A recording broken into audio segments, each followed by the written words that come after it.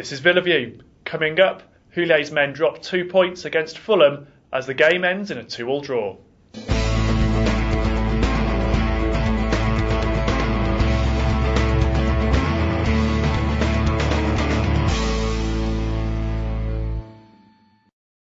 Hello and welcome to Villa View. I'm Paul Bradley and I'm joined in the studio by Aston Villa correspondent Matt Kendrick. Hi Matt. Hello there. We were both at the game for the 2-2 draw against Fulham. What was your verdict on that game?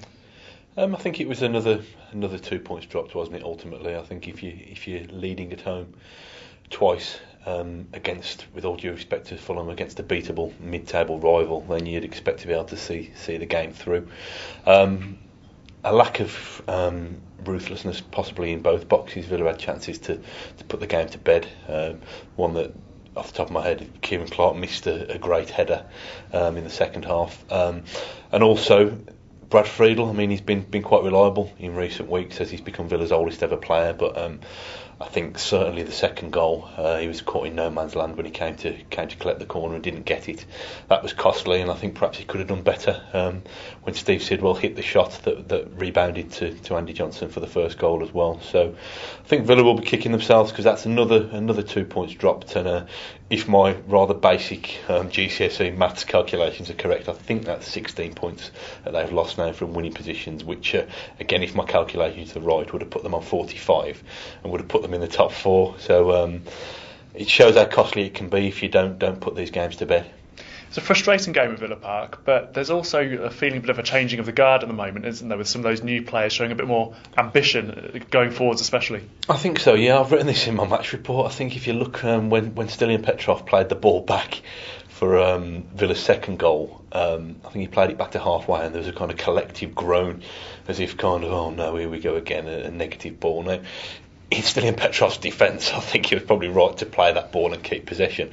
But ultimately it led to Kyle Walker being the last man who suddenly kind of just burst forward, decided, well, hang on a minute, let's throw caution to the wind, burst forward and rasped in a 25-yard shot. Now, I think it's all about taking calculated risks. Now, I think Gerard Houllier likes his team to take the risks, providing they are calculated. Perhaps Petrov embodies playing a little bit more sensibly and playing cautiously, and that's no bad thing, because I think sometimes keeping possession and rebuilding is better than giving the ball away and being caught open. But I think I did see it as a change in the guard. I saw it as a moment where kind of a newfound positivity, a bit of boldness and a bit of brashness from a young, exciting player kind of paid dividends rather than too cautious an approach. And of course he's been called up to the England squad along with a few other Villa players. Is Kyle Walker someone who Houllier interested in the long term as well as just this loan? I think it's an awkward one, really. I think I wrote on Twitter the other day, perhaps we should place a complete reporting ban on Kyle Walker and don't tell anybody about him, and then Harry Redknapp might not realise quite how good a player he's got on his hands. Now, with Michael Bradley, Villa have got a written agreement, an option to buy. If he's a success, then the loan can definitely be made permanent and Villa have the first refusal. That doesn't exist with Kyle Walker. I think Villa have left it with Tottenham fairly vague, kind of suck it and see, we'll have a little look where we go in the summer.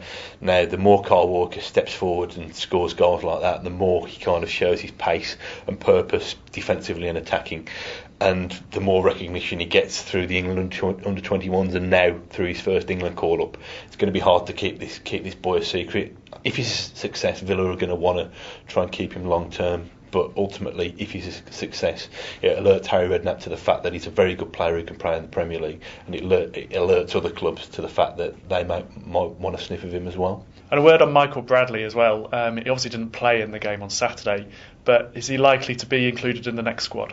I'd have thought so, yeah. I'd have thought he'll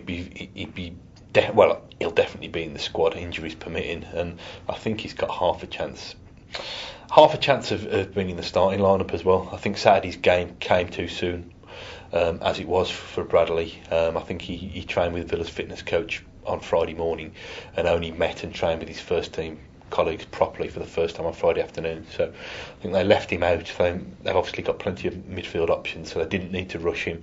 But he should be an exciting talent from what I hear and the little bits I've seen of him on YouTube. He's big, he's strong, he can play in the advanced midfield position, or he can play as a holding midfielder.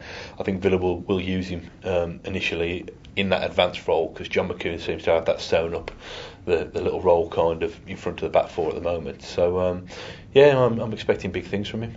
Okay, Matt, well, thanks for that today, and thank you for watching. We'll be back on Wednesday as we talk about the Blackpool game, and we'll see you then.